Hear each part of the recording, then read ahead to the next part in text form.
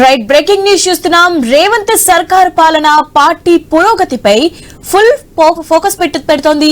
ఇకపై ప్రతి నెల 2 సార్లు కేబినెట్ సమావేశాలు నిర్వహించేలా కీలక నిర్ణయం తీసుకుంది.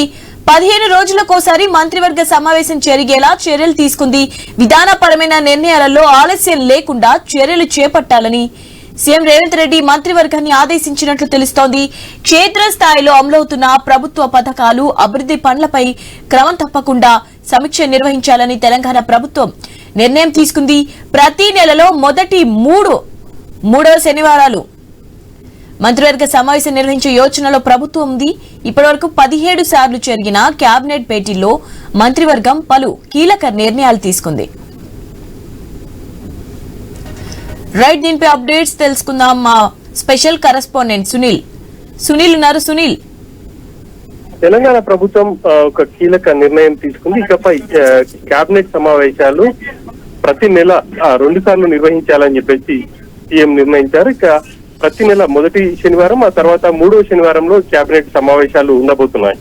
ఇప్పటి వరకు దాదాపుగా 17 సార్లు కేబినెట్ సమావేశాలు జరిగాయి. కాంగ్రెస్ పార్టీ అధికారంలో వచ్చిన తర్వాత పలు కీలక నిర్ణయాలు తీసుకున్నారు.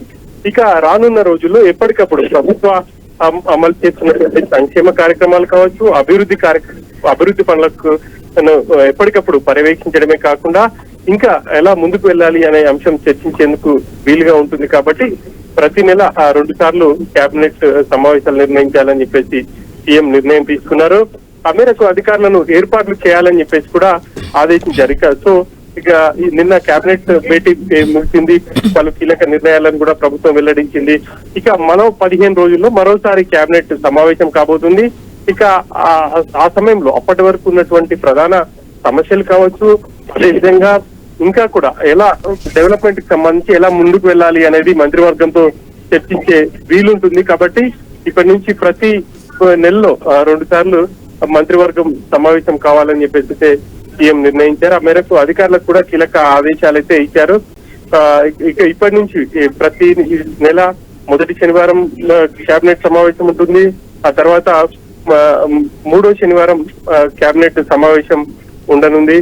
మొత్తం మీద ఈ సమావేశాల్లో ఎప్పటికప్పుడు ప్రభుత్వం అమలు చేస్తున్నటువంటి సంక్షేమ పథకాలు క్షేత్రస్థాయిలో ఎలా అమలవుతున్నాయి, జిల్లాల నుంచి ఫీడ్బ్యాక్ తెప్పించుకోవడమే కాకుండా ఫర్దర్ గా ఎలా ముందుకు వెళ్ళాలి అనేది ఉంటుంది. కాబట్టి ఈ సమావేశాలకు నిర్ణయం తీసుకున్నట్టు కాసేపటి క్రితమే ప్రకటించారు. సో ఇక రాబోయే రోజుల్లో ప్రతి నెల 2 సార్లు మంత్రివర్గం సమావేశం కాబోతుంది. Shiva, right, thanks for update Sunil.